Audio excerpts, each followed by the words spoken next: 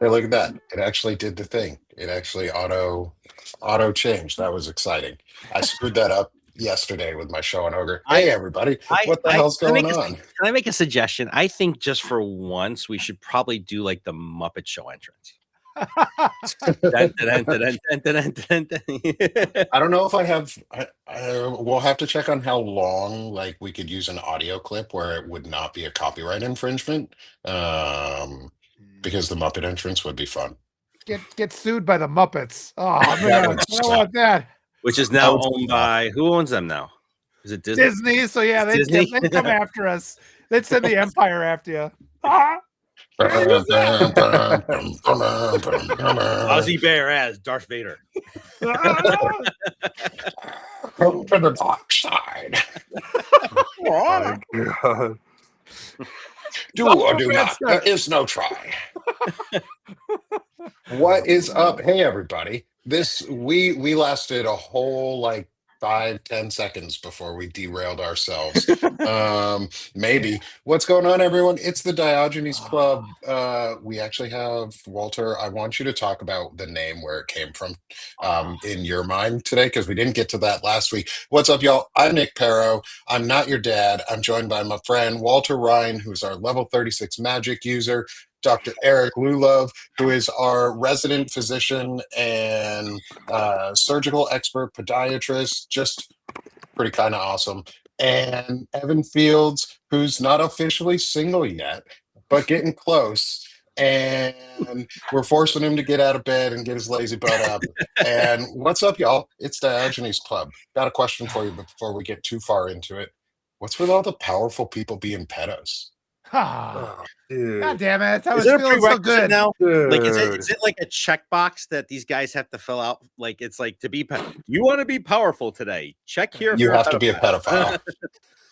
Yeah. They send receipts nowadays. They send it in emails to each other. They just go back and forth and say weird shit. Anyway, before we get into that, Walter, you have a story for us, my friend. Yes. Oh, Yes. good. I'm so glad I get to tell this. It's one of my happiest things. When you were pitching out names for this, I never thought you'd take Diogenes Club, and I'm sure Evan knows it. It's from Sherlock Holmes, and one of my happiest things from just studying literature, when you're creating a character, you have to have these aspects about him that make them more relatable. And Sherlock Holmes, well, he's one of the giants, like top 10 all literary characters of all time. Just tremendous affection. I think I love the Robert Downey Jr. interpretations. I think those are really good. Oh, those are fun, yeah. Yeah. Well, one of the things Sir Arthur Conan Doyle put in there, at one point you're reading along because he's almost like untouchable, right? He's got these tremendous powers. How do we relate to him? Well, at one point they added in that he has an older brother named Mycroft, who is his more intelligent older brother. And right there, it's like, oh, it's like even Sherlock Holmes has to deal with that shit. And like every time, it's like you only meet him because Sherlock Holmes is like, when he finds, like, fuck, I don't know what to do. I gotta go talk to Mycroft. And then Mycroft gives him shit about it. He's like, oh, I saw you were in the paper the other day with your little bullshit investigations that you have to do. He's like, gives him crap like this. And I don't know, something about that. I just love it. It makes me just laugh. Just that whole dynamic that Sherlock Holmes has to put up with that crap too. And what Mycroft Holmes has in the book, he's created the Diogenes Club. And it's because he's like a bit of a recluse and he just doesn't want to talk to his fellow people, and we're kind of adapting that for our purpose here. Like we want to change masculinity in America because we don't want to talk to the other gentlemen's clubs, right? So this is the gentlemen's club for men who just do not like toxic masculinity in our case. And in the case of the Sherlock Holmes book, Mycroft just doesn't want to talk to people because he's always busy with something else. It's like, he's like, they're just quit interrupting me.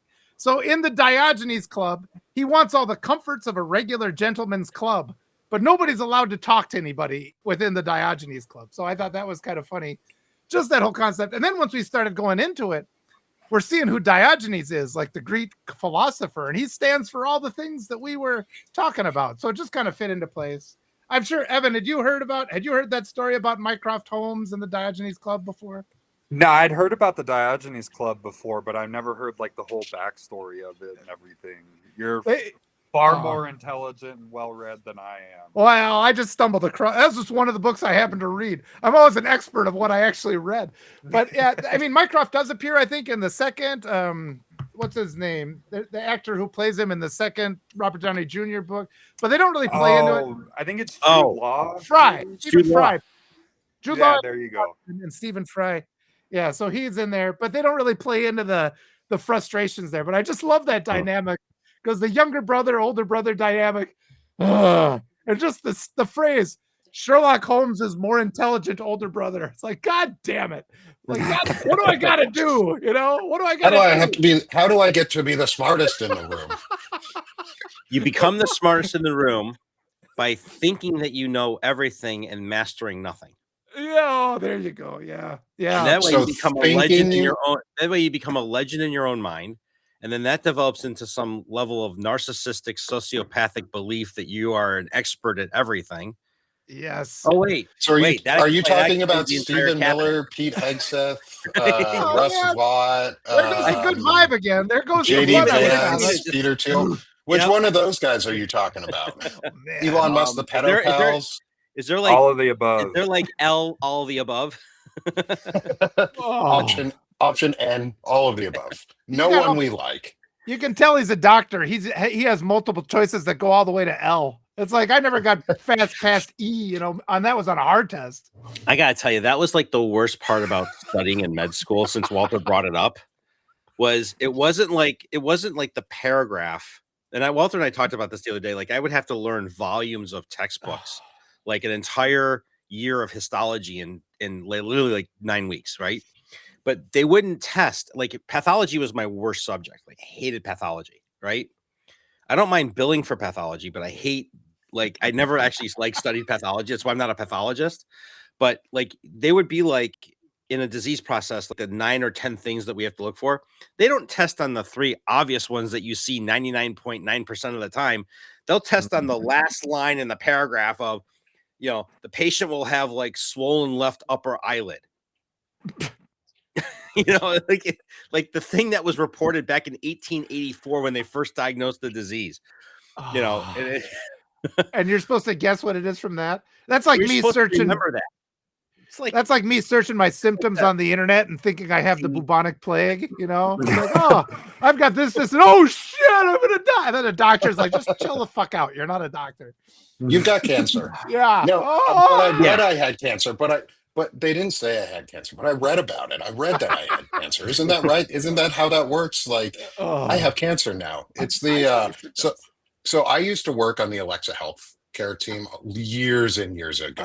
oh my god, yeah. And Oh, that was like 10 years ago.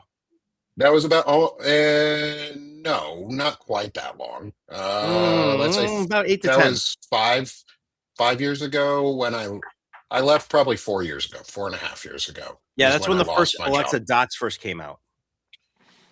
No. I'm way past that time. Oh, you're Like, past the first that, okay. Alexa Dots were like early 2000s. I was on the team when COVID hit, and I managed all the COVID self-checker at home self-checker skills. Like, hey, am I sick?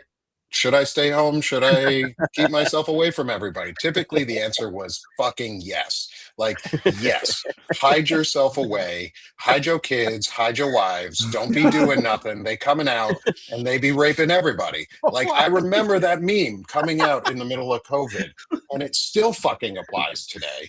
And I'm mad about it. But that, like, going back to what we were, I helped make the WebMD of Alexa, and then they shut it down. Like, Yeah. we had pretty much made the WebMD of Alexa that was like, hey, it was a symptom checker. You could check your symptoms at home and get comorbidities, and you could see, like, it was a full scope thing. And it was, we were very clear. We were like, we're not physicians. These are just recommendations. Go see a doctor. Like, if you have these things, you probably want to go see a fucking doctor. If you have these things, yeah, you may still want to go see a doctor. You have these things, you probably have a cold. Stay the fuck home. And then they shut us all down, and it makes me laugh that you're talking about like the WebMDs of things. I was like, I used to make the WebMD of Alexa, and then they shut us down. And we beat expectations too. That was the worst part. Like, we were the most like performative team. It was stupid. I hate funny you mention Amazon. that. You know, it's funny that you mentioned that because Melissa had just put a post out about the measles outbreak in the specifically in the Whipple facility down in Texas. Yeah. And how these kids just are not like, and this just kind of, and I actually wrote an article. It's going to be, I think Lawrence is going to publish on Substack this weekend. Everybody, I actually wrote on the measles outbreak and the policy failure of vaccine policy failures. Because what do we do? So our heroin addict HHS secretary, and our bear eating, Good old Bobby. right? I mean, he literally like I said Walter like cracked up. Drink the pond water. Being in the room with him at HHS, water's turning you into a frog. Like I mentioned this to Walter like the other day, like sitting in the room with him. It's like, remember Tweak from South Park? Like he I mean, he's literally like tweaking in front of you. He's like, I just want to. Yeah. Man. But all these people now that he's put on the vaccine committees, right, are anti-vax physicians, have no belief in actually what, like, it's the policy failure for Americans is we're just going to kill you. We're just not going. We're going to kill your kids. We're going to change the vaccine scheduling for children. Against the recommendation of the American Academy of Pediatrics and the American and the Infectious Disease Society of America and the virologist. And that's, I'm trying to connect with Dr. Angela Rasmussen because she's a virologist on here and publishes a lot on the SAC. So I'm trying to like getting together with her schedule to do a virology show and talk about this, because this is not my area of expertise, but it's. Well, we saw. It was a few months ago. I know it was at some point last year that they didn't convene like the board or whatever to go over the flu vaccines or to update them. And then now we're seeing, I saw something maybe last week that there's already been like 9 children that have died from the flu this year. And that's because they don't have like the proper strains and everything in the vaccine. And that just goes to what Eric just said. I wanted to ask Eric, you you're guys, in Florida. Oh, go ahead, Evan. No. I was going to ask you guys, it's kind of a little bit in the weeds and everything, but it was an example of proper masculinity and healthy masculinity that I saw that blew my mind. And I'm sure all the ladies loved it too. If you watch the Grammys, my boy Benito, Bad Bunny, he displayed positive masculinity all night. And I thought it was the greatest thing. I wasn't really excited about the Grammys and everything because of like all the shit going on, and it feels kind of out of touch to have a big award show and everybody dressing up and all that when people are being shot in the streets. But I thought it was awesome how first he spoke up about things. He was obviously like the big guy of the night because he's going to be performing at the Super Bowl and everything, but I don't know. He cried when he won. He was appreciative about everything. He made compassionate and like empathetic speeches. I just thought it was really cool. I don't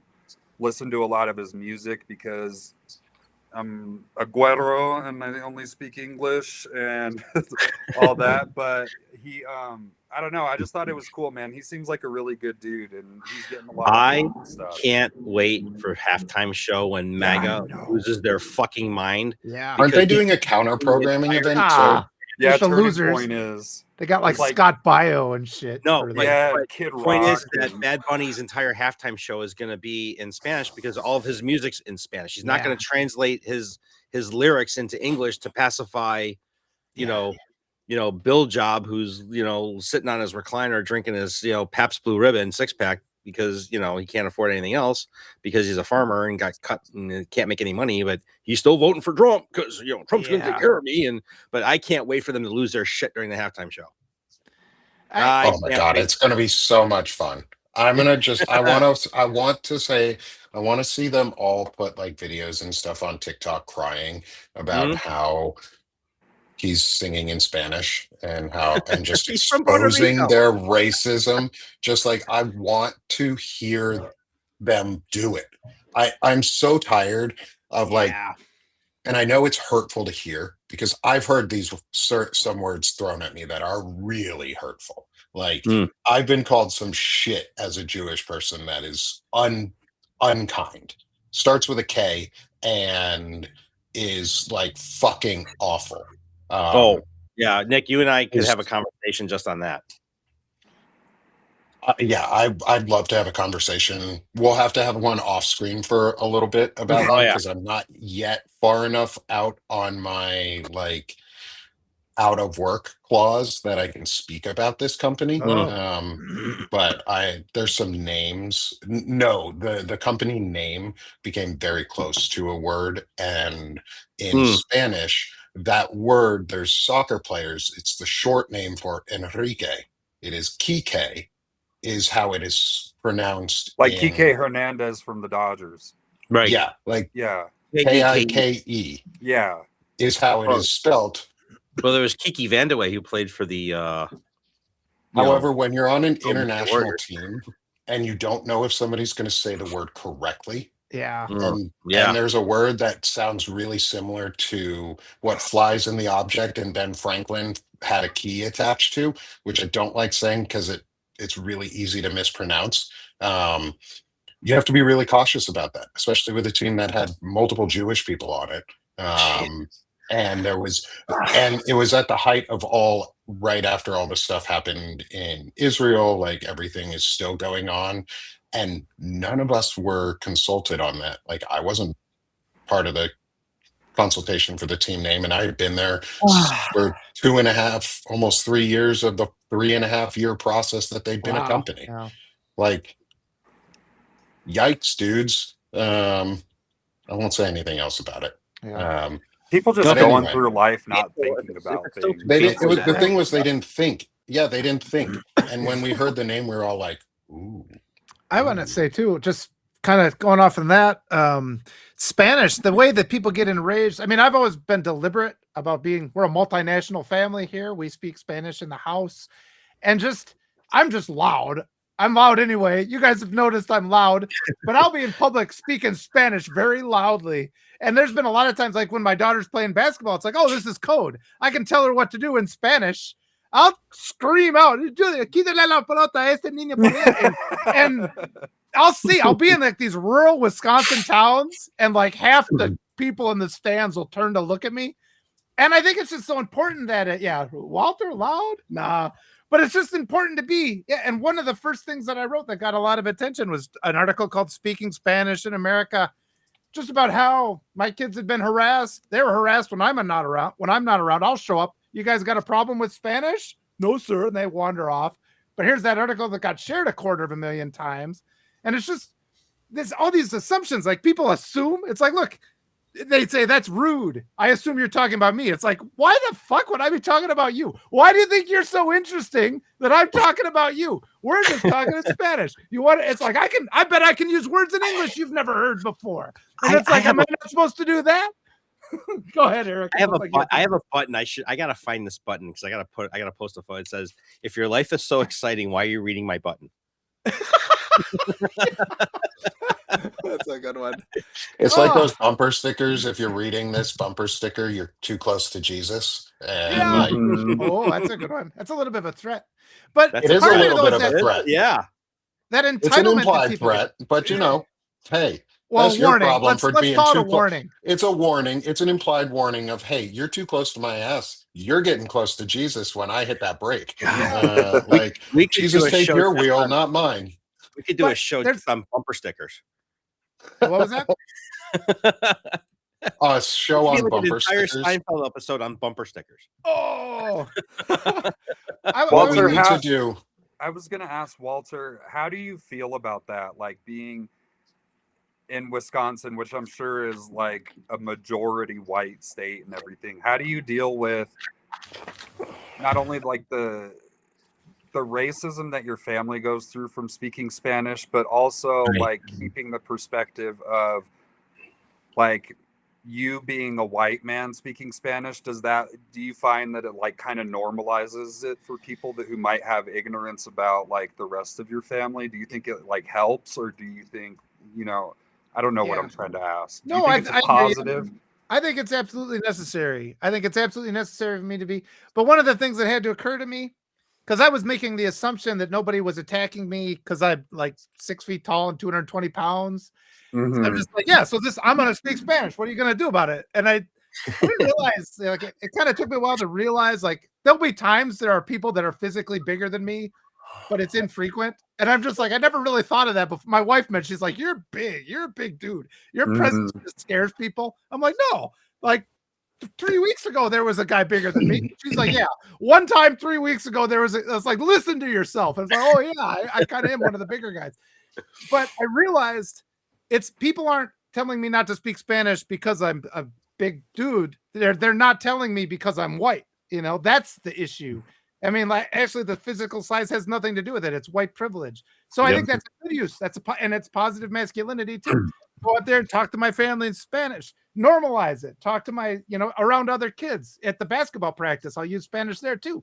You can speak Spanish. And then just there's that entitlement that comes up when people do protest. Great. Now it's a learning moment, because when people, they work themselves up with that thought of entitlement, they get those entitlement where they think they can be angry now. And it's the same thing. It's like people work themselves into a rage when you don't stand for the national anthem, and they don't stop to see if the guy's lost the use of his legs, And it's like they get themselves all worked up, and you have to just be like, look, let's deflate that rage you're feeling, show you that it's misplaced. I'm not talking about you. I'm just talking in Spanish to my kids, because that's our first language and that's our culture. Respect it. I'll teach it to you. You want to learn Spanish? Let's go talk at the library every day until switch your streaming service to Spanish. You can teach your kids Spanish.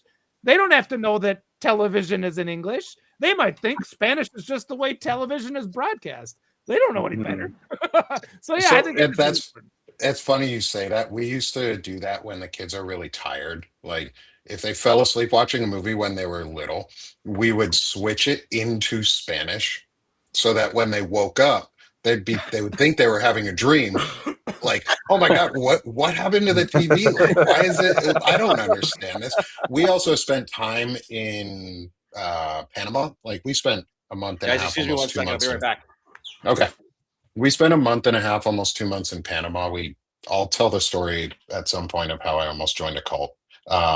It sort of does fit in with the anti-vax things, and that's one of the reasons we didn't stay, was because there was someone who was anti-vax, or they were pretty anti-vax, and they always looked at us funny because we had our vaccinations, especially around COVID and things like that, and my kids were healthy and weren't getting as sick, and so that was that and the we don't like gay people thing that popped up. I was like, yeah, no, we're good. We are good. We're out. We're out of here. Because we asked at one point, like, someone made a statement. I was like, what happens if one of your daughters is gay? And they're like, well, she won't be. I was like, oh, well, that's not how that works. Yeah. That is not how that works. You don't get to make that choice as a parent. And we were like, well, we get to make the choice so that we're not going to join this cult and we're leaving. So we tried to learn Spanish. My real point in all of this, because I want to tell that story in full sometime, the whole almost joined a cult story. The fun part about this is, or the question I have actually is, first question, why are they so mad about Spanish? Spanish is a white person language too. They're Spanish insecure. people are white. The Portuguese are white. It's a white language. Why are you fucking mad about a white people language? It's European, assholes. Yeah. Like, It's the same you guys are so thing. proud about European culture, but you're so fucking mad that people know a European language. Like, fuck right off. Because if I went out and I said, yeah, it depends on how you define white, Courtney, you're exactly right. The thing is, Spanish is a white language. Spanish is a white language. Like, it's a European white language. We shouldn't be fucking, if we're going to be white supremacists in America, assholes, like, you should at least know your history enough to know that Spanish is also a European language too. Like, we bought half of America from them. It's all insecurity. I grew up in Southern California and everything, and the town that I grew up in was the majority Latino, majority Mexican, because you're Southern California, and it was a big we had huge flower fields, and the majority of the Mexican population the majority of the population was Mexican, and I know that because the high school that I went to was pretty much all white and everything, and like there was very little diversity, and it's like everything else. It's just white inferiority and what's it called? Feeling. Oh my God, why am I blanking right now? Grievance, white grievance, white white fragility? grievance, white inferiority, just like it's just are they talking about me? It's like that kind of paranoid thinking, you know. It's just what you don't know you're scared of. And I fucking hated, like, I hated growing up in that town because of the ignorance there, but it was good for me to see like that sort of ignorance, to be able to grow later on and like realize it and call it out, you know. There's an aspect to it. We have more Spanish speakers in the United States than in Spain. One thing that's kind of important. And until they signed the stupid executive order, the United States had no official language up until about 6 months ago. But one thing I want to say is it controls, like, it limits the control of information you have access to. Once you learn a foreign language, now you're not beholden to U.S. media anymore. When I was living in Peru, you know, you're reading these other, here's a report of what happened, but written in Spanish. You read the one in English and you're like, that doesn't line up. And just like that control aspect of it. And as a teacher, it's like you teach foreign language because it gives your students a reason to memorize the parts of speech, like what a gerund is and like the different verb tenses are. It's like when you're trying to teach that in just English, it's like, I don't need this. I know this. But when you're learning a foreign language, you need all to be able to diagram a language. So the fact that we do not use that from like preschool, first grade, second grade, it's one of the best teaching strategies there is, both for learning the foreign language and for learning English. And the fact that it's basically been taken away from our culture, where we deliberately don't teach any foreign language, that's a control thing. That's control. But it's like people don't want to hear that. Well, the other thing too, from a scientific standpoint, Walter, that's actually a child development it's how children's brains develop too. Foreign languages are like the artsy part of the right side of the brain. So it counterbalances all the science loading and the math loading that they're getting loaded into. And it cultivates that critical thinking component, which really is where we are failing our kids in critical thinking across the board. You know, I mean, I know we touched upon this a couple weeks ago, but it literally, what bothers me more, it's not the stupidity of the way things are going today. Well, I mean all right, well, don't get me wrong. I hate the stupidity of it, but it's because it's really fucking stupid. But it's the lack of critical thinking, where people are so, it's almost like the way medicine is today, right? Like we're reactive. Everything's reactive. I broke my leg, you need surgery. I broke my leg, you need a cat. It's not like, okay, what'd you do that you could have prevented from breaking your leg? You know, like you didn't have to have the heart attack. You didn't need to smoke and drink and then have a stroke, right? What, you know, it's like the preventative aspect of our lives is now it's never been developed, and we're seeing it from the psychological side of how men behave, and physically behave, and how we treat each other. And you know, it's like, and it's all lazy and reactive. It's lazy react, and like, and for men out there, like, you really want to be like intelligently masculine, protest the SAVE Act. You want to see something that's going to be fucking damaging to women, and you want to step up and be a real man and be a real supporter of women's rights and be a supporter of the other gender that is half of our lives. Okay. Be opposed to SAVE Act. Call your senators. I put a post up this morning with a form letter that you could send to your senators. It's a straight copy form letter. 70 million, up to 70 million women are going to be affected by this.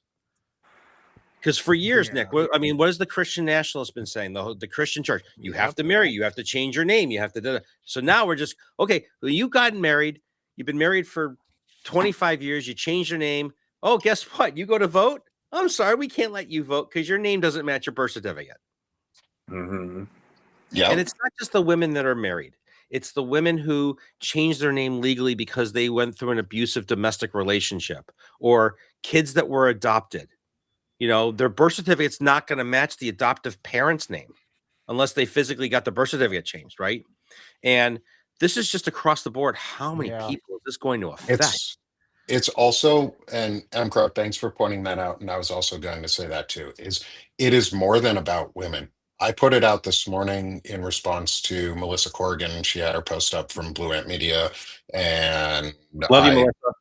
yeah, Melissa's fucking awesome. Go follow Melissa Corrigan. She's super awesome. Dana Dubois, also super awesome. Rachel at This Women Votes, super awesome. Ellie Leonard, super awesome. Like, there are some superpowers around us, and they don't look like me.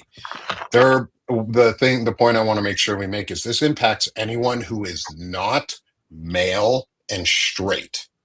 Yes. Basically. That is what this impacts. It pretty much impacts anyone who is not straight and male. And That's white. what they did on purpose. Yeah. And white.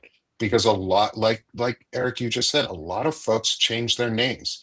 Yeah. Gay men change their names. Gay women change their names. Trans folks change their names. People in abusive relationships change their names. Adopted people change their names unless their name is legally changed on their birth certificate. Like, if you're just semi-adopted and like not really, and people call you by it, make sure you have your right names everywhere. Yeah. This impacts anyone who is not straight male.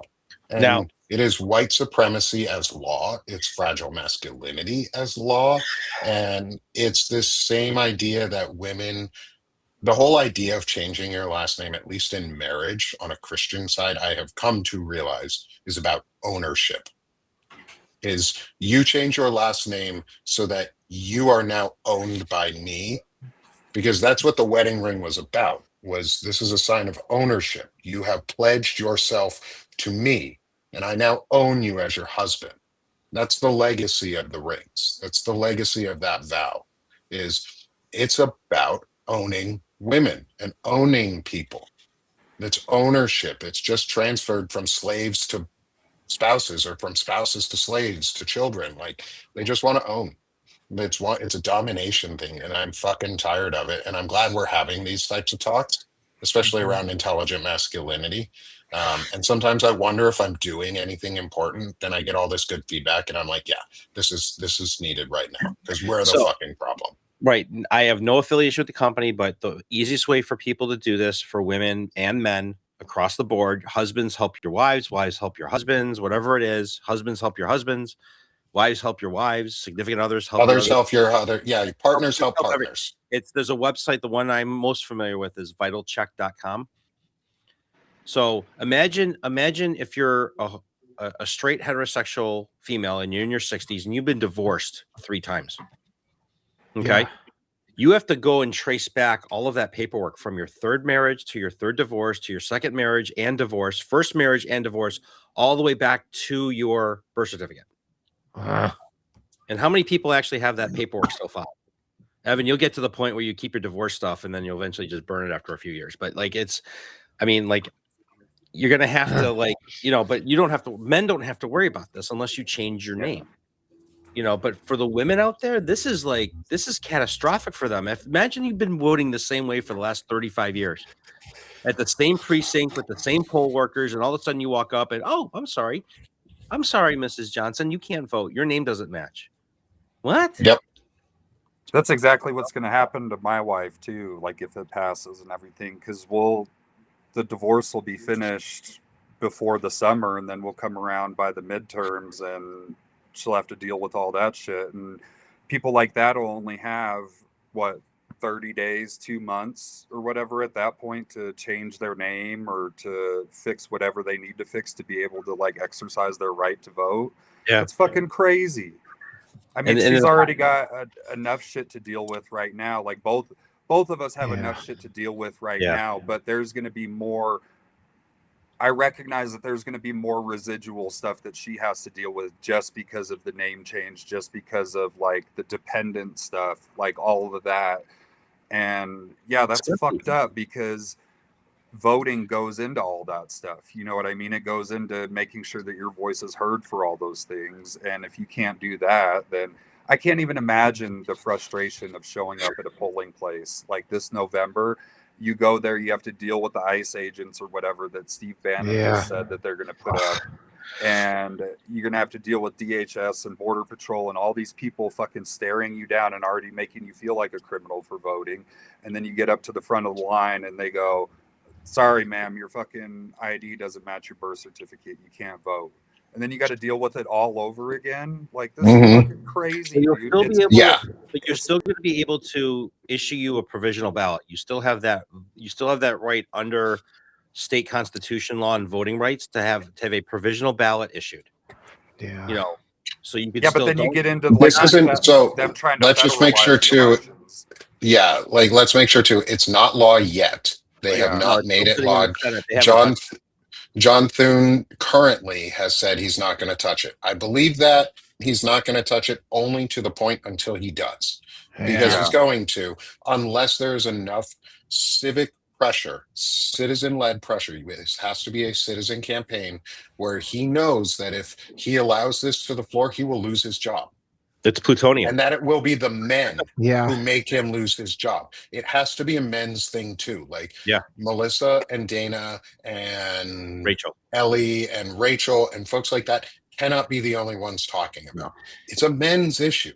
Without us, we have to help move the needle too. It's not because I want to get the glory of doing it.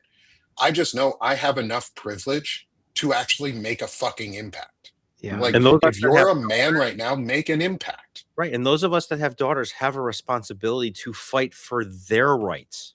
Yeah. As their fathers, is we need to do that. Yep.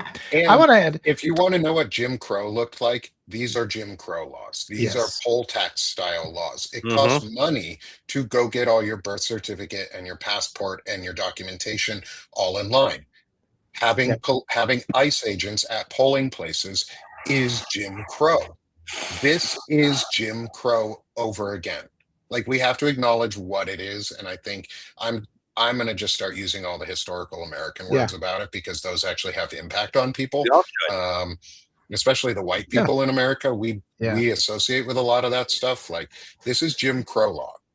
Yeah, I want to add to it, and it applies to more than just voting. Because I mean, I've had to go through this with my wife coming from South America, and then they have a thing with a hyphenated name, and they have, you know, her various degrees and stuff have different names on them. So this applies to anything, any form of accreditation.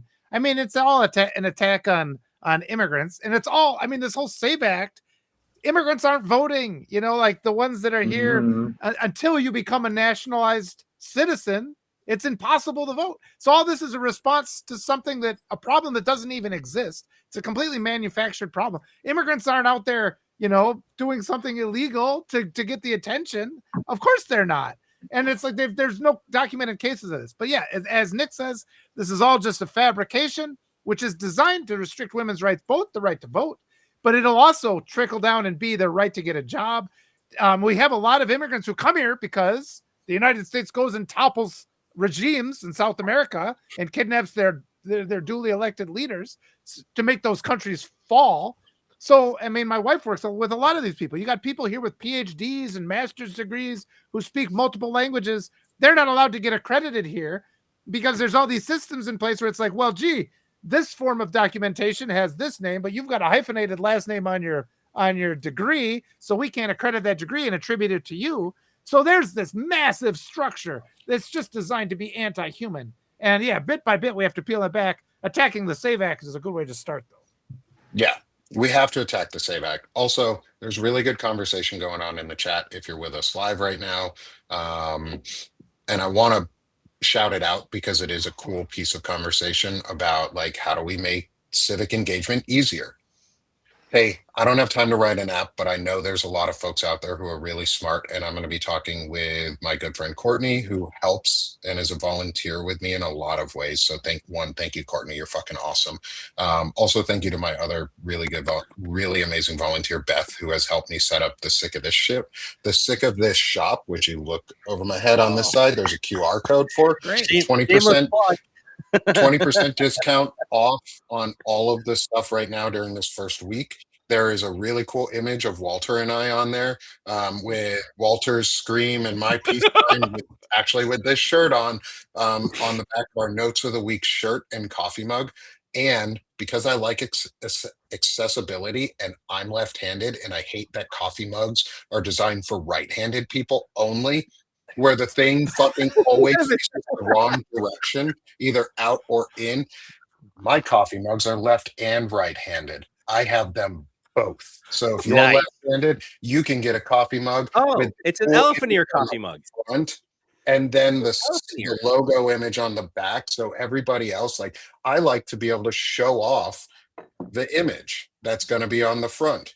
And so I made coffee mugs for that. So Evan's if you're excited. left and right-handed, you get coffee mug options too. Also, just wanted to shout out though the idea. And oh, Mason, yeah, DM me. I'm happy to add and get additional volunteer support and see what we can do. Like, come with an idea what you might be able to support us on. Like, boom. We need that because the more we can get, the better. Like the more support we get, the easier it becomes for us to help manage these shows and get them going. But also, then we can make community support efforts really like come to life. Like there's the app that was mentioned in the app that was mentioned in the chat is about like an auto dialer for 5calls. Like 5calls.org is a great site. But we don't have a convenient way for people who are busy as shit to call. I love this. We're trying to be serious, but we're not. I'm like trying to hold it together, and Walter's. I'm trying to hold it together while I'm talking about this. Let's have a dance party, boys. Let's show some positive masculinity. Yeah, we want a messaging app that allows people to sign up. Walter, I got the happy stuff. I got the happy stuff here. Yeah, just 3 drops. 3 drops of this. Yeah. Yeah. Nick, he started. I'm gonna look over my glasses at you, sir. He got serious. Oh shit! You can't make me stop, you asshole! I'm a dancing man. I'm the governor's son. You can't handle the truth. Did you see the? Oh my god, dude! Make him. We need it. Let it out. Don't hide it. Let's hear it. Roar. I laugh internal a lot. That's not good for you. That's not good for you. You gotta let it out, Nick. You gotta. I don't think we've ever heard Nick really laugh. I might have to take my jacket off. I'm warming up. Warming up. I've got a laugh in there. I've got it. The problem with being someone who is disassociated so much is like emotions are still really hard. And so I'm learning them too. Like, yeah, you broke me. Yeah, Walter, thank you for that. That was great. Yes! Yeah! Let's have some. Oh my god. Oh shit. Well, Hazel's over here like, what the fuck is going on? Look at that. Look at that. Look at that poochy face. Well, that only took 42 minutes to completely derail the entire podcast. He's looking at me like, what the fuck is going on? I don't even We want really I needed this. see the chat, so I don't know what's going on in there right now, but come dance with me, Nick. You know you want to. You know you want to. No, you don't. You don't want me to dance. I am the wrong dance person. You can tell Walter spent a lot of time in South America. Oh shit, man. I used to light it up. You got his carnival thing going on already. You should see my wife dance. Oh my god. She used to cause crashes. Car crashes.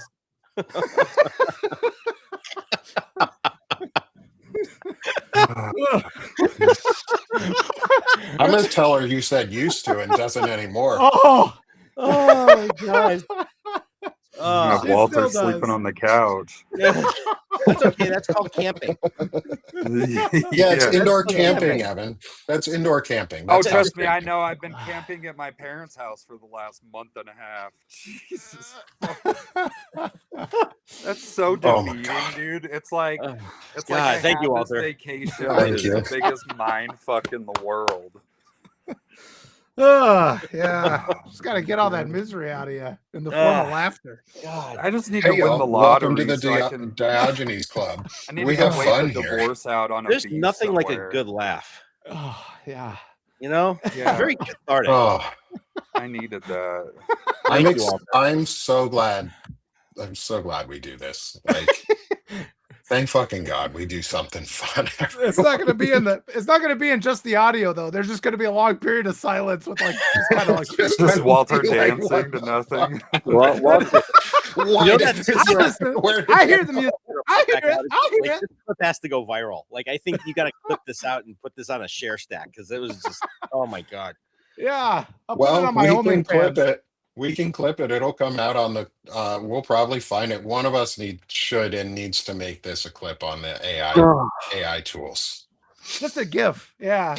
No, the other thing I was going to Just say, Walter We're Giffen. gonna have to meme him like Walter's just, dancing through you know. space and stuff, like the cat videos and everything.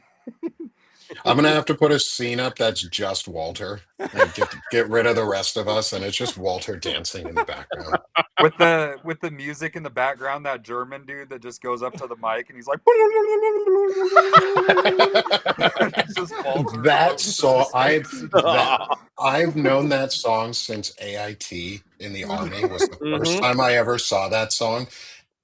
And I can't say where I saw it or how. I don't know how it got onto the restricted internet, but it was there, and everybody turned it on at one point and was like, we're like, oh, we're in the middle of learning how to interrogate people, and all of a sudden people are just busting out laughing at this like petite little tiny like Scandinavian dude or whatever, wherever he's from in Europe, just high pitched like so cool. Such a weird sound. I've never been able to make the sound he makes either. Like, I don't understand how he does it. I'm gonna see if I can find it on YouTube. It looks I like can just Evan's tell you right tracking now- it down. The memes for all this were going to be Walter was listening to Utopia, Sirius XM during our podcast. And that's why he was dancing. Just listening to my memories. How do I look this up? Like, I don't even know what to look up. That one? Yeah, Yep. that guy. That's it. Hold on. We're gonna make Evan the big screen for a second. Oh no, I just closed Oh, yeah. Here you go. Do it Right again. center, Do it big guy. again. Hang on. Where'd it go? 10 seconds left. Oh, fucking commercials. YouTube. Boo. Hey, you non-premium subscriber.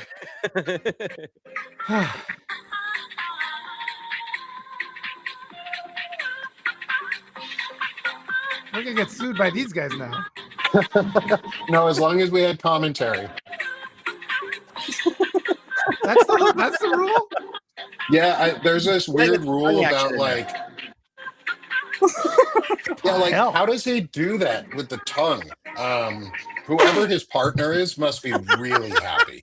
Must be really happy with him. Male, female, somewhere in the middle, like anywhere in between. His partner must be super happy with him and that tongue ability. Like whatever the hell that is, men learn how to practice that. Like I feel like Flicking a that would be a tongue good song. tool. That's what it's called. Oh, Flicking a God. tongue song. I just know if I wasn't on the show and I was in the chat room watching this solo by myself, I'd be splitting my spleen open. I hope so. I hope so. Man. I hope you guys have all had a blast today. Like everyone in the audience, shit, the are we done already? 360 some odd people. No, we've still got 10 minutes left. No, okay. I mean, We we haven't are even near- started. It feels like this hour We've been just went like messing boom. around. Did you guys see that I can Cory see Booker's Snappy going away. on a book tour? Oh, Is well, he? gee. I Fuck, guess is there's he nothing gonna more do important any- than his fucking book right now, huh? All Yeah, this is he gonna shit's do any going on, and legislation? He's got a fucking book coming out. He should try and sell it at some detainment centers I and was see. like, are you kidding me right now? Asshole. He's Yeah. fucking Yeah, he should assholes. go We up got all to this he stuff should going go on. to he should go to Minnesota and try and sell it at a fucking protest, see what happens. Mm, How tone deaf is everybody? Seriously. Yeah. Yeah. I don't Yeah. get All it. of it. I mean, this is like All of see no it's on evil, deaf. hear no evil. This is be evil. This is Google's like do no evil or whatever. Did you like this is like the just turn the blind eye of like we don't see. Yeah, it's don't see evil. Fuck. It's the John Cena. You can't There's see You a evil. know, good yeah, John Cena's possibility- invisible. We're There's a invisible good here. possibility Like, that they're like elite rich billionaires and politicians like fucking eating kids, Yeah. at the very least molesting kids, and this dipshit's like, I'm gonna announce my book tour today. Like, are you fucking kidding me, dude? It should be like wall to wall, like burning 5-alarm fires to find these people. Yeah, And the like press Zorro corps just Ranch accepted and Trump missing being like, people. no, I that's keep Bill saying- Clinton. That's not me. That's Bill Clinton. And you're like, what the fuck is going on, dude? Dude, Trump is in the files like 4,600 something fucking times. No. That is You know who zero. I- You know who I found in the files? You know who I found really interesting in the files, Evan? You're not going to be happy about this one. Is Mark Cuban. Oh, fuck Mark Cuban.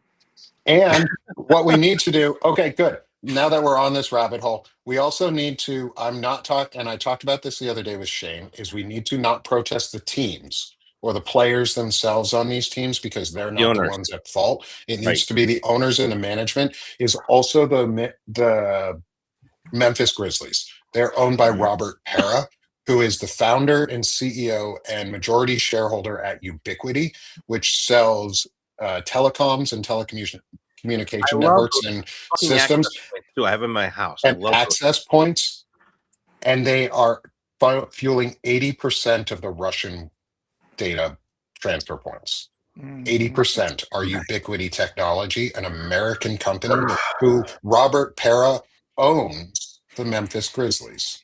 Yeah. And I love their So- stuff. It's such an easy interface too to watch my network and Mhm. see what's going on. I love the software. I mean, it's amazing. They're funding they're funding the killing of Ukraine. They're funding it's going through Turkey. They're funding the killing of people in the Middle East, in Asia in general, in Africa. Like their tech Wow. is being used on purpose. They have purposely kept their regulatory staff and their oversight staff purposely. I've done like a super deep Evan, I'll share if you guys want to read this. I want to put it out at some point, but I did a deep research analysis on Ubiquity and on Robert Pera, and I'm doing an epistemic war analysis on it using some tools from my friend Rachel at This Woman Votes, who is really good at AI technologies and ethical uses of it, and how do we combat the epistemic warfare stuff that's going on, which is what we're the information war. Robert Pera is a bad fucking dude. Like Robert Pera is not a good dude. He's mentioned once in the Epstein files, but not because he was part of it. I looked every time I find someone, I'm like, are you in the Epstein files? And if I see you, I then continue to research you about like the stuff. He was mentioned once. I'm gonna bet he's gonna be mentioned more when they release stuff because all the other billionaires are in there too. And it's like we said, it's sort of a checkbox. Is you get to billionaire status and you either become a pedophile or you just were one and let yourself loose. And both are fucking gross. So yeah, Ubiquity sucks. Oh, he's a Ubiquity young sucks. dude too. He's only Yeah, he's like- 47. Mm-hmm. And Did you hear his Justin friend? Timberlake's a part owner with him too. I know that he like bought into the team and everything, Mhm. so he's like partnering with him. Oh, we lost Walter for a second. Yeah, That's just- so we have to Yay! talk about folks like that. We have to put pressure on them, and you have to research, like what the fuck is going on. Yes. He's worth $32.2 billion. Yep.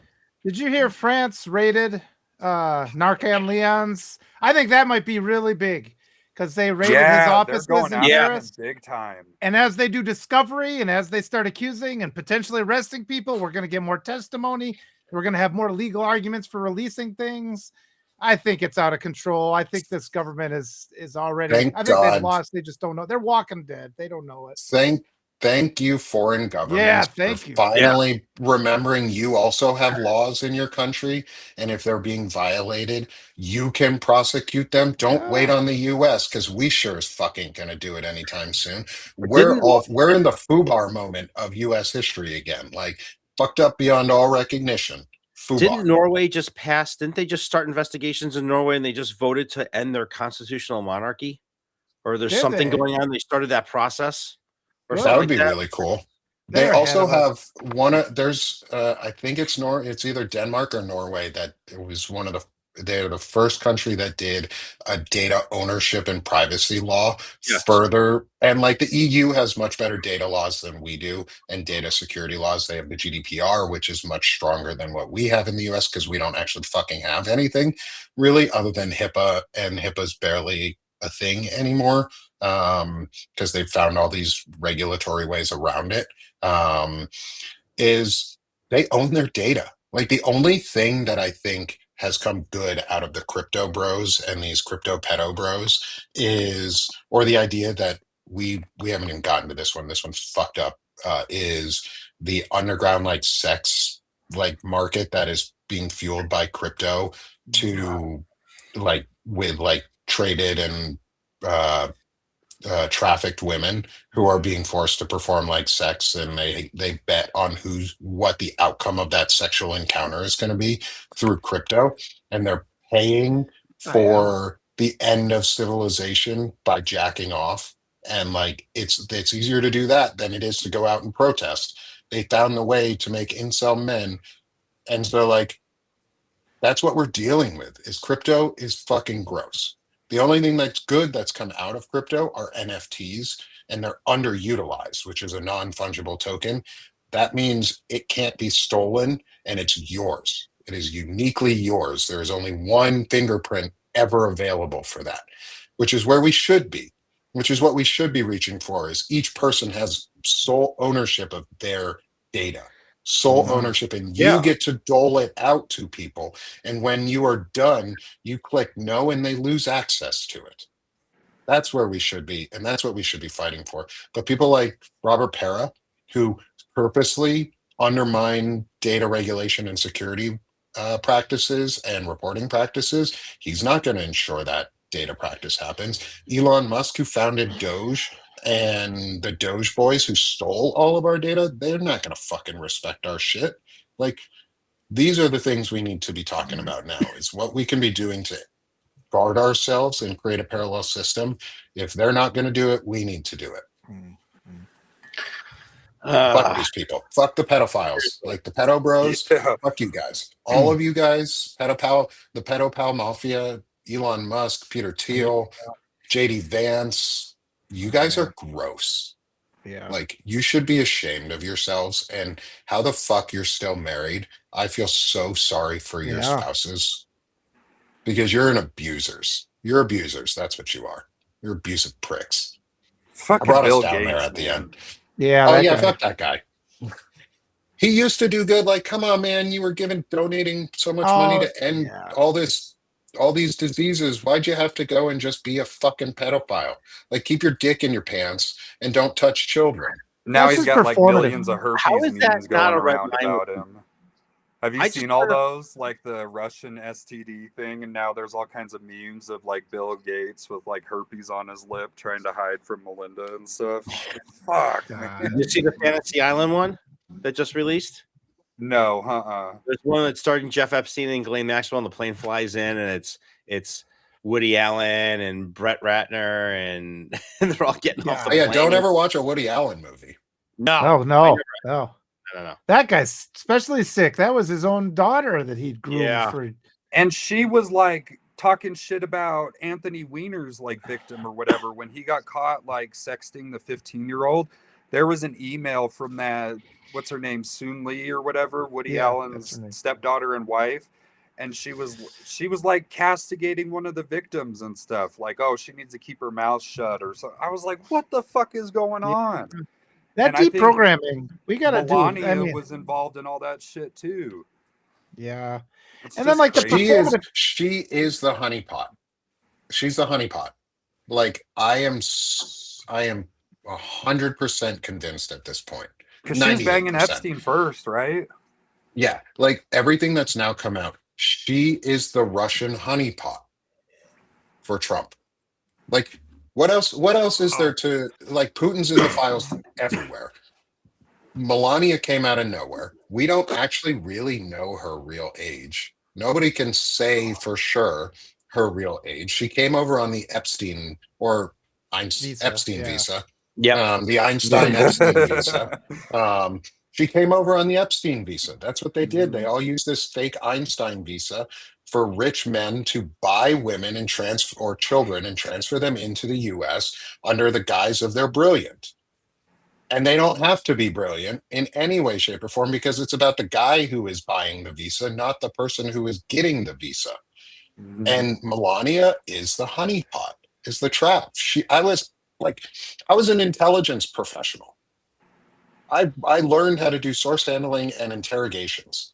At this point, there is enough circumstantial evidence around this and like direct evidence that is coming out that if you are not paying attention to this and you think it's not that he is not entrapped in a Russian honeypot, I got a boat to sell for you in the fucking Rockies.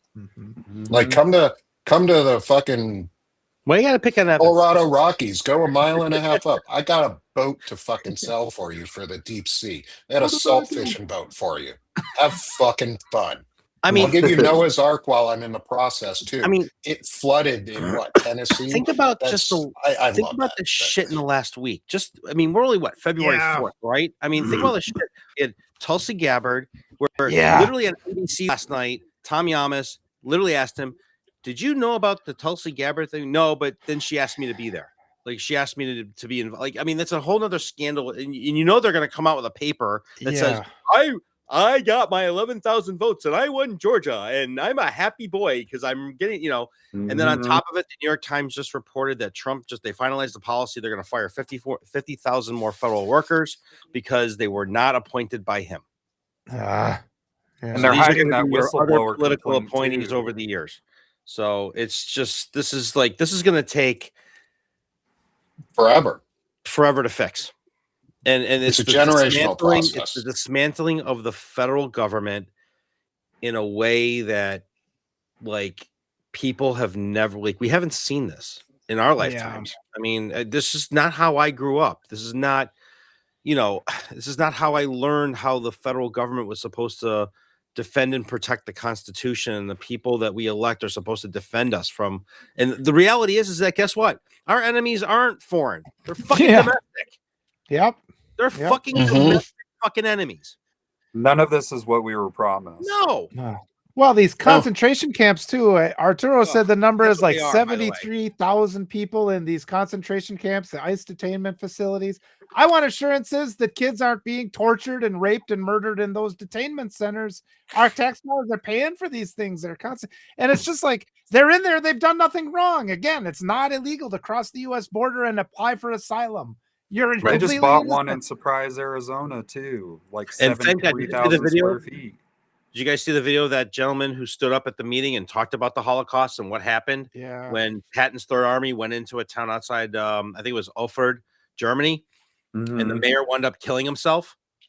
Mhm. I know they kind of did this in Band of Brothers, where they kind of did a whole scene in I think it was episode 8 when they found the concentration camp. And they made the townspeople come in and bury the bodies, and they were like, and they were all like, "Oh, I had nothing to do with it." Like, fuck yeah, you did. Yep. You didn't say anything. You We're are just them. as responsible for those that did the crime. That applies to us. It's happening in our applies to country with our everybody. tax dollars. Yep. If you say nothing, you are just as culpable as those who caused the problem. It's hard. Yeah. It's Yeah. not a difficult concept to do the right thing. It really isn't. No, it's Like, easy. I mean, It's not easy sometimes, but it's the not, but right thing to do. it's not difficult to get out of bed. We all put our pants on the same way every morning. We all are creatures of habit, right? We all do the same things. We go in the bathroom, brush our teeth, take a shower, get dressed, go to work. How hard is it to do the right fucking thing because you know it's morally fucking wrong? That's what we're here for, to try and pressure people and Right? try to show them that It is you not can do like the right thing, like I am not knowingly going to operate on the wrong part of a person's body because why? It's fucking wrong. Okay. Not only is it illegal, it's fucking wrong.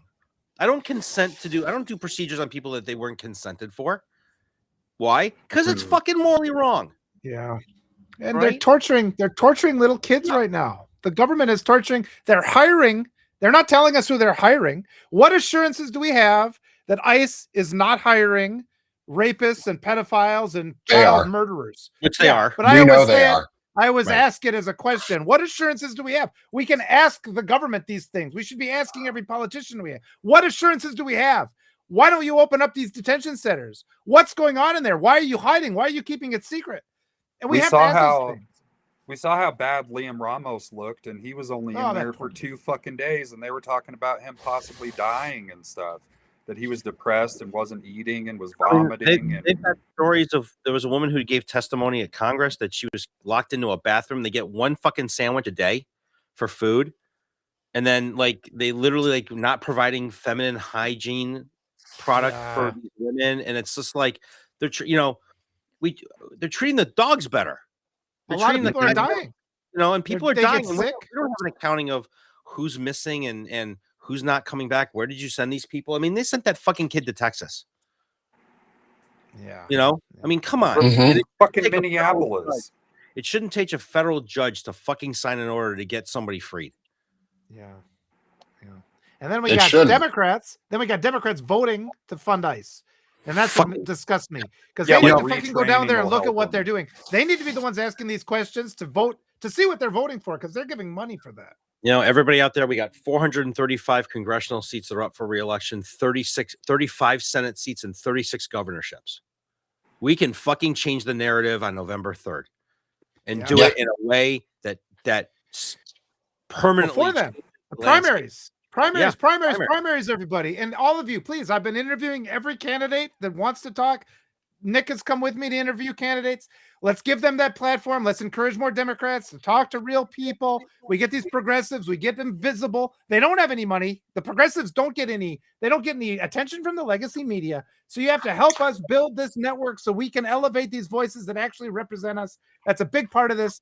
We can change. We can eliminate every single Democrat that's sitting right now voting for a primary challenger, a progressive primary challenger. We can get people in office who will stand up for the rights of our kids, that will protect 5-year-old kids who have been abducted by these terrorist organizations and are tortured and murdered in these detainment centers. We can stop funding those places. So we do have that power. Everybody, please. That's part of our big message here. And it's going to be ongoing. All of us. We'll talk to any candidate who wants to talk. We're not charging them anything. Just get them on there, spread their message. Everybody needs to remember when the founding fathers wrote the Constitution, our farming oligarchs back in 1781 to 1789, when they were Articles of Confederation all the way through the Constitutional Convention, they were, what's the one running theme in this Constitution? They were deathly afraid of the fucking executive.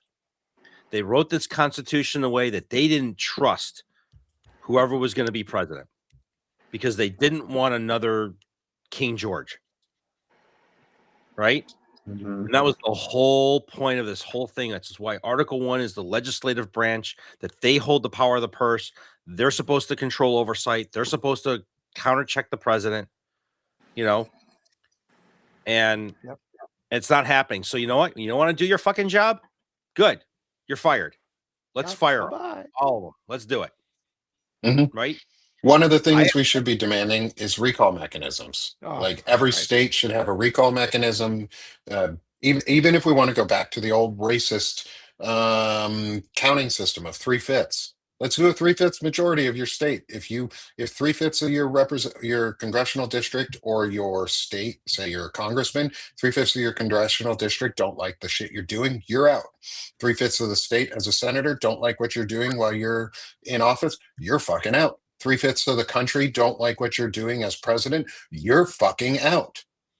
I think we should be able to do things like that as citizens because, like you said, they were afraid of the monarch. They also collectively gave their wealth. They gave up their titles. They gave up their wealth. They gave up their lands in other countries. They gave up everything else and put it together. They did a communist system of money. They socialized their system and said, here's money to pay our soldiers. Here's money so we can clear some roads and build houses and bridges. They donated under collective pressure too by everybody else. It wasn't just they came up on this idea and were like, yeah, we're going to pledge our sacred wells in honor together. Everybody else was like, you better fucking pledge that shit and put it in there, and they did. We need to do the same again. That's what we should be talking about. Like Walter and I had a great discussion with Yeah. the Emily Berger. Wisconsin district congressional candidate Elizabeth Berge. That was freaking awesome. She was really cool. Go watch that interview. She's got a lot of good things to say. She wants to abolish ICE. It impacts her communities. She's on the ground representing and talking. Like she's talking part to of us. city council. She talked to us. Like my first congressional candidate interview ever was with her. And it was a lot of fun. And she was a person. Like we need people like that. We don't need people who are just pissy, shitty assholes. In echo chambers with rich billionaire pedophiles. I mean, and if you're rich, I don't want you in office. Like, sorry, you've had your time. No, you've given it up. You've used it poorly. It's time to leave. American citizen, and we're going to make a wealth minimum and a wealth cap. Sorry, American rich people. Citizen, if she's got the website to post where you can look up any U.S. congressman, any U.S. senator, and it shows how much they've taken from PACs and corporations. And I forgot the name of that website. I know she gave it to me the other day, but if she could put it in the chat, that'd be great. Because you can look up your state senators, you can look up your U.S. senators, your U.S. Congress people, any, and see how much public money they've taken, like private money, like PAC money, like, and how much they've raised, and you can see all this, and it's nowhere near the numbers that are actual reality, because they're getting private money through Citizens United somewhere else. But it's like we have all the data to arm ourselves to put these people out of their jobs. Yep. We just have to have the will. Yep. We need Green Lantern. We need the Green Lantern. We need the will. Yeah.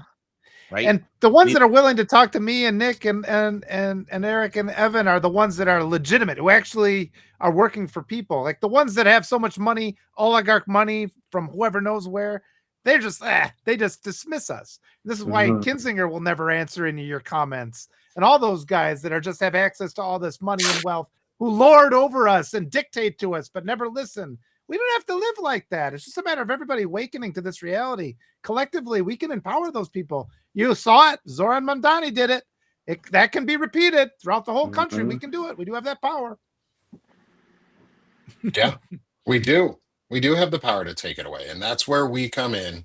That's why we're going to keep talking about this shit. That's why we're going to have our Diogenes Club for now every 2 weeks, but it'll be every week here soon, because I took up too much of my schedule with slamming in a bunch of intelligent masculinity interviews, and I'm glad I did, because the first series is having a lot of fun, and the interviews are great.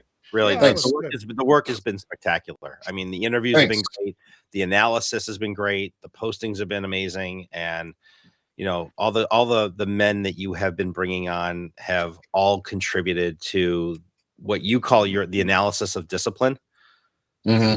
And I think it's truly what's unique, right? It's like we all have a different definition of what causes our what we call our discipline. We're all climbing the pyramid from a different side, so you get to see different things along the way. When are you doing your interview, Nick? Mine is Shane's going to interview me the last week of February. Hold on, let me tell y'all the upcoming schedule of interviews because we've gone over a little bit on our time, which is fine. I'll have to jump off here in a minute because I believe I'm supposed to be on with Margaret Williams here soon too. Oh, good. Say hi to her. She's wonderful. Yeah, I love her. She's so fantastic. We're going to talk about masculinity. I actually got invited to be on a podcast for the Riverside Democratic Party. They have a podcast, and I got invited by the chair of the Riverside Democratic Party in Southern California to be on one of their podcasts. So I'm working on scheduling that, which is Nick's super going cool. national. Yeah. I hope so. And so what I'm doing right now, y'all, is I'm searching, if anyone wants to look at it, broadbanner.com. That's their new network calendar and affiliate calendar for Banner and Backbone and friends and affiliates. And this is where I'm getting my schedule at. It's got all the shows on there. Let's see here. Next week is Arturo Dominguez, nice, Bobby Jones, and Marlon Weems. Marlon, I love Marlon. Love Bobby. Will be a good one too. Bobby's gonna be awesome. I've talked to Bobby a couple times. He's really, really cool. And then the following week on the 17th of February is Qasim Rashid Esquire. And then our friend in the community, Jack, who is stuck out in Canada and has been basically extradited out of our country, or had to leave the country and flee it because being transgender is fucking illegal in the US apparently, and we're a bunch of bigots, and I hate that. And then the final one before me is Will Fullwood. So the 24th is Will Fullwood, and then the 26th I'm going to do a 2-hour one with Shane to finish it up, and I'll do my interview, and then I'm going to keep them going every Thursday. That's going to be my new Thursday morning show. Nice. So starting at the end of February, March, my new morning show on Thursdays will just be the intelligent masculinity interviews and discussions. So Thursdays will be a day for men, and women and everyone in between, because you're all welcome. But it'll be for men to better ourselves, because we got some shit to do. That's why we got a Diogenes Club, because where's the men? Where are all the men? Right. Where are you, men? Where are you right now? Hiding. What are you doing? They're hiding. Being fragile, being weak, being a testicle, just tucking yourself on yourself and hiding, and you're just a testicle, dude. You're soft and weak, and you're a baby. You're a baby. You should be more of a pussy, because they can take a pounding. You can't. Baby, you're just a weak testicle. Dewey has more balls than these guys. Oh, really? Really, Brian? Lance Armstrong has more balls than most of these men. Oh boy. And he's a turd. Yeah. And he lost his. And he has more balls than them. God. And I don't like him anymore because he kind of sucks. They're all kind of turds. How awesome would it be to get Snoop on after the Olympics as an honorary Olympian? Okay.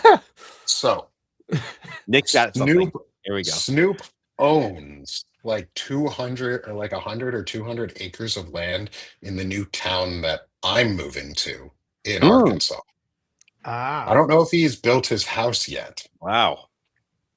But I did not know this. Seems like he's going to, for this.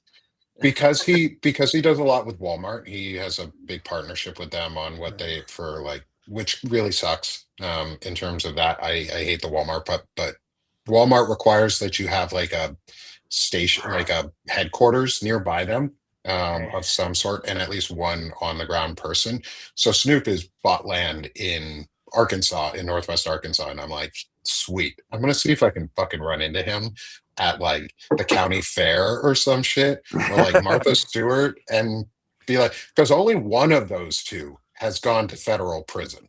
Only one of those two is a felon, and it ain't Snoop, which is the best fucking part about all of it.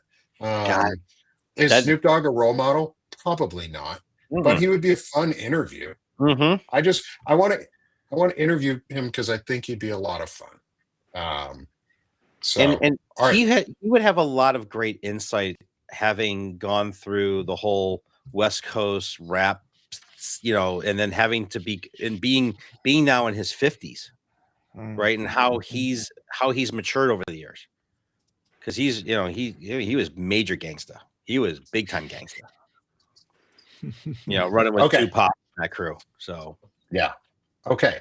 I got to duck because I got another live here in 10 minutes. Oh yeah. So let's do this. Yep. Let's do this final thing. Let's promote ourselves and tell everybody where you can be found and how you can be supported.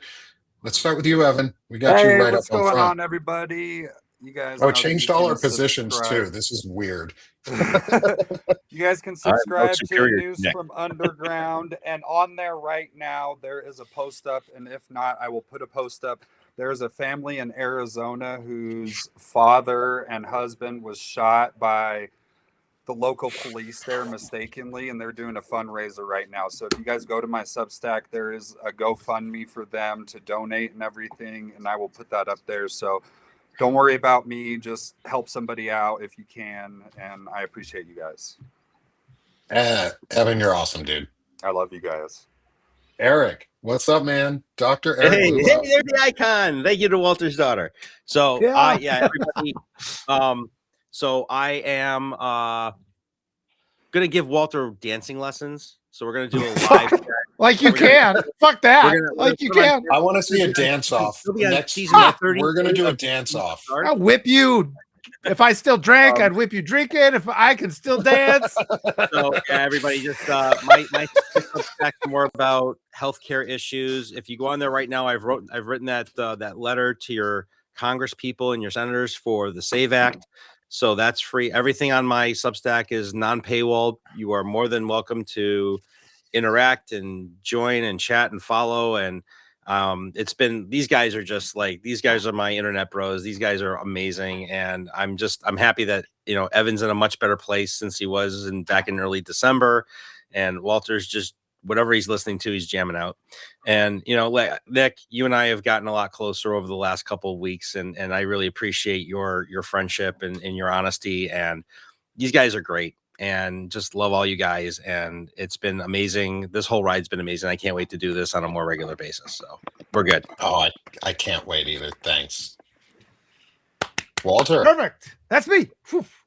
Well, I got to defer to Evans, though, if he's got that fundraiser for that thing. So go to Evans first. But if there's anything left over, yeah, keep bringing people on. Talk about me to your congressional candidates. Bring them on. I'm happy to bring them on and talk to them. We'll give them as much of a platform as we can. Please do it, everybody. Keep bringing people on here, and we'll keep growing. We'll change the world. We're doing it because the world is not acceptable as it is right now. So thanks to all you guys. It's been a fun day. It's been a all right, boys. Just a deep exhale. And finally, I'll share my thanks, Walter. Guys, this has been so much fun. And I also just noticed that this background has the name fucking spelled wrong still. God, like I even fixed it too. I just never changed the background. I didn't even see it because it was behind our pictures the whole time. All right, Nick, I love you. I'm just gonna run. I got clinic, so I got some angry people waiting. So all right, take it easy, Eric. Guys. Ciao. Take it easy, Eric. Thanks, guys. And hey, come support Evan. Make sure you go support the family in Arizona. And like Walter said, if you've got anything left over, come support me here at Sick of This Shit Publications.